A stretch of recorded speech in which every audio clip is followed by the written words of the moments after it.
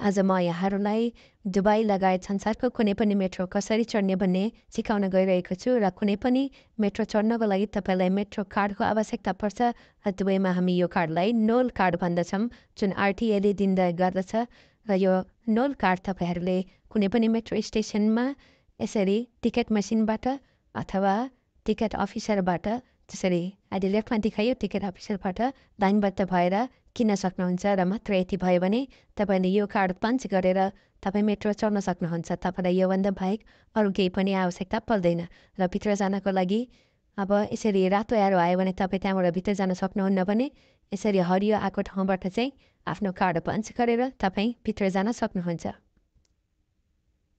र म तपाईँलाई पञ्च गरेर देखाउन गइरहेको छु। यसरी पञ्च गरेपछि तपाईँको ब्यालेन्स पनि त्यसमा काटेको देखायो र तपाईँ भित्र जानुभयो र भित्र गइसकेपछि आफ्नो गन्तव्य कता हो भनेर तपाईँले हेर्नुपर्ने हुन्छ। यस्तो बोर्ड पत्ता लगाएर जस्तै प्लेटफर्म 1ले मलाई सेन्ट्रल पोइन्ट लगिरहेछ भने प्लेटफर्म 2ले मलाई एक्सपो अथवा युए एक्सचेन्ज दुईवटा लोकेसनमा लिएर गइरहेको छ।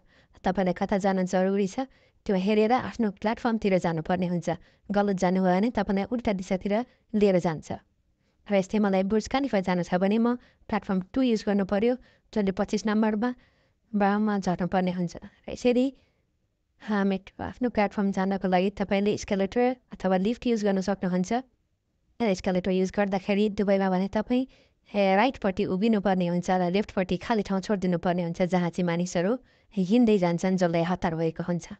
र यसरी प्लेटफर्ममा चढिसकेपछि अथवा प्लेटफर्ममा झरिसकेपछि तपाईँले मेट्रोको इन्तजार गर्नुपर्ने हुन्छ। दुबईमा म्याक्सिमम् 4 मिनट लाग्दछ हरेक मेट्रोको इन्टरभल।